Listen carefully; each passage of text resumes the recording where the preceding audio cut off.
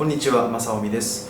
本日はマレーシアにおける車の免許、もしくはバイクの免許についてお話をさせていただきます。まず日本で持っている免許について、このようなですね、国際免許に切り替えることで運転をすることができます。こちらの免許なんですけれども、この国際免許、まず期限が1年という限定になっております。マレーシアの警察に捕まった時によく相手にされないということも聞いております。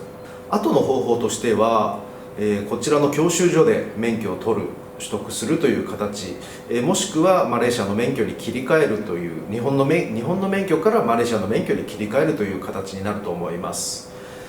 今回私の方もですね、運転免許が必要になったので、マレーシアの免許の方に切り替えをしてみました。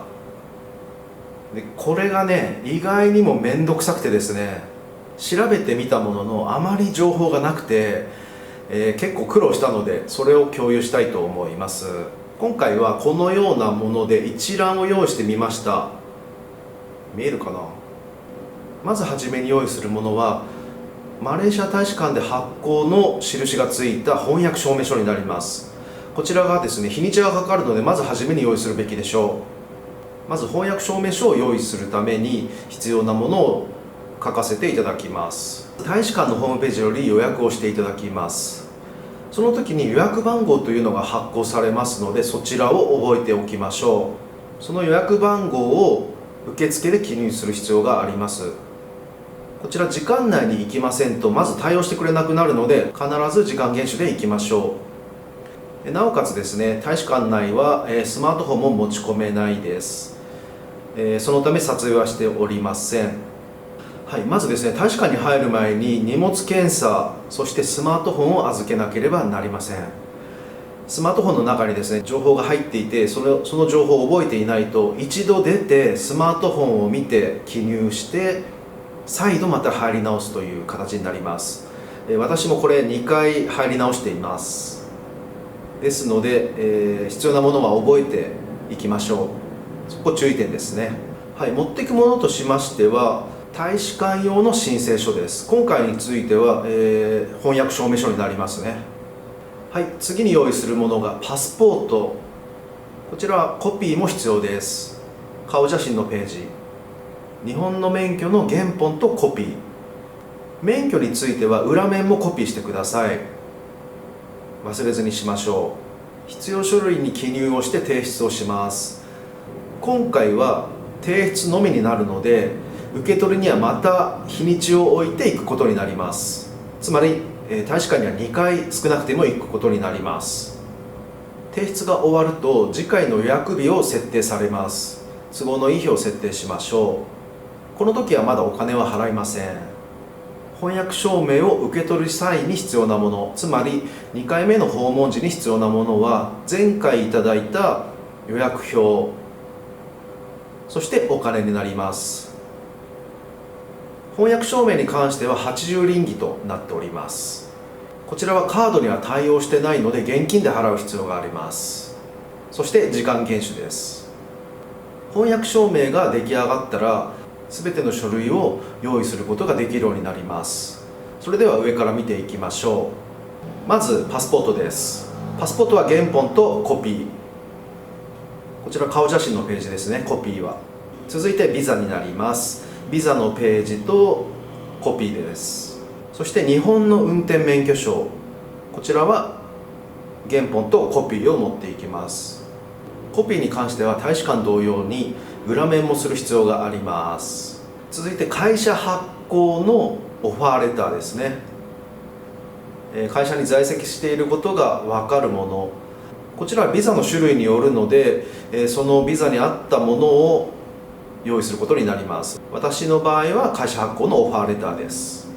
はい、続いてですね、現住所が確認できるものとなっておりましたが、一応、契約書を持っていったのですが、こちらは特に必要なかったですね。これは事前情報などで得た情報だったのですが、特に必要はありませんでした。続いては JPJ に提出する書類になります。こちらは概要欄の方にリンクを貼らせていただきます。この書類なんですけれど、気をつけなければならないことが1点あり、現地でも書くことできるんですが、一つの書類がマレー語になっていて全く何が書いてあるかは分かりません。その点だけ気をつけてください。私は分からなかったので、事前にホームページの方からダウンロードして、それをコピーしてそれに記入をしました。その方が確実だと思います。翻訳アプリなどを使って記入してみてください。続きまして、先ほど用意した大使館発行の翻訳証明書になります。そしてスマホアプリですね。 JPJ に行った際に予約番号を取る必要があります。そのためのアプリになります。現地でももちろんダウンロードはできるようになっております。このアプリ上で予約をしませんとおそらく対応してくれないと思います。1回目についてはこちらで終わりになりますね。用意するものとしては、私は事前に調べて、日本人が免許を切り替えることができる JPJ はクアラルンプールとセランゴールにしかないということが分かりました。そしてですね、クアラルンプールは異常に混むということで、ちょっと遠かったんですが、セランゴールの方まで私は行きました。それではね、当日の模様を見てください。どうぞ。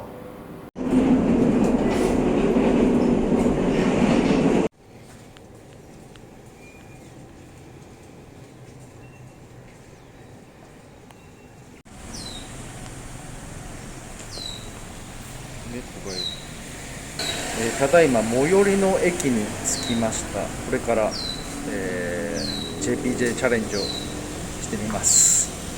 さあ、うまくいくんでしょうか。乞うご期待。はい、着きました。駅から徒歩15分ぐらいかかりましたかね。それでは中の方に行ってみましょう。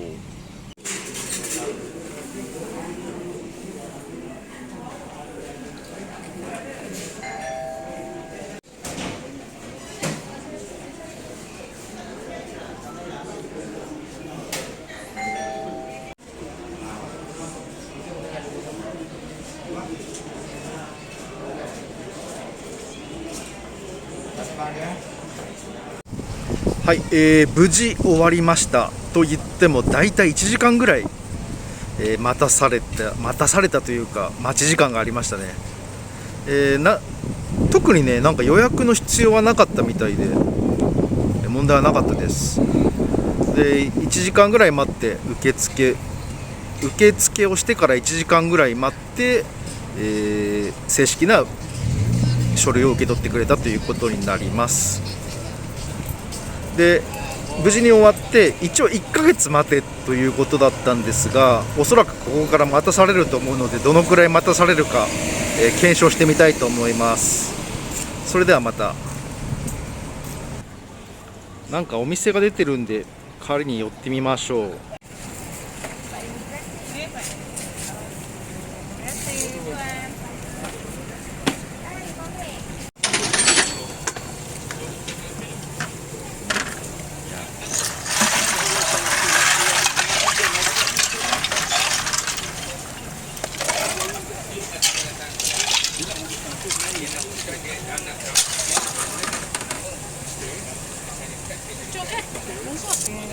Thank you. Yeah, thank you. JPJ 側の準備がすべて完了したら、2回目来てくださいという通知が分かるアドレスをもらえるんですね。そのアドレス内にアクセスして、準備が完了したかというのを確認する必要があります。アプローバルの表示に変わったので2回目の来訪になります。この時用意するものとしましては、お金、ライセンスは1年あたり60リンギということで、私は2年のライセンスになりました。これはですね、おそらくビザの関係で、2年以上のビザを持ってない場合は2年になるようです。私のビザは残りが2年だったので、2年になりました。プラス事務手数料ですね。私の場合は事務手数料が20リンギ取られました。マレー人の方は半額になるようです。はい、あと用意するものとしましてはカラーの写真ですね。そして白背景のものになります。この写真はですね撮って用意して、持ってったのですが、後々この写真は返ってきました。前回受付した時にいただいた書類を持ってきます。そして最後なんですけれども、アプローバルになった表示が分かるもの、多くの人はアプローバルになった表示のものをコピーしているようですが、私の場合はですねスマートフォンを見せるだけで問題なく対応してくれました。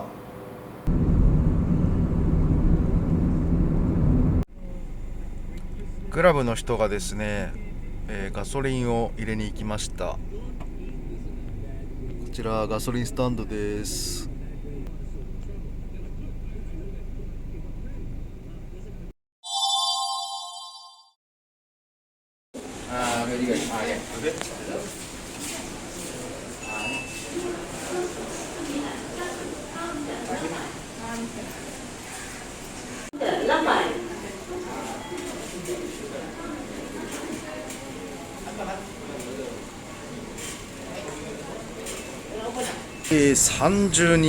30人ぐらい待ちなので、一旦外に出てきてですねドリンクを買おうかなと思ってます。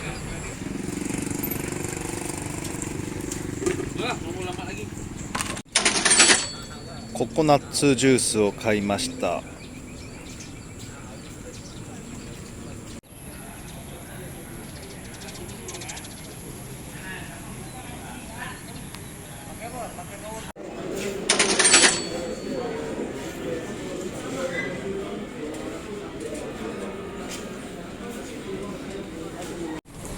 はい、結果から言いますと、もう結構すぐできましたね、今日は。でこれからですね、もうグラブに乗って帰ります。JPJ チャレンジ終了です。早かった。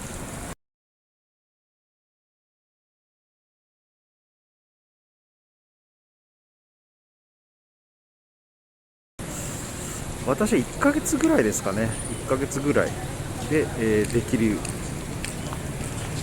免許が完成したという知らせが来ました。そんな感じで無事に免許を手にすることができました。現地では英語が苦手でもジャパニーズライセンスコンバートって言ってれば絶対に対応してくれるので、諦めずにやってみてください。あとはこの今紹介した書類を不備なく持っていけば対応してくれるはずですので、書類を出した後、おおよそ私の場合は40日で終わりましたが、なぜか個人差があるようですので、その点だけお気をつけください。それではまた次の動画でお会いいたしましょう。バイバイ。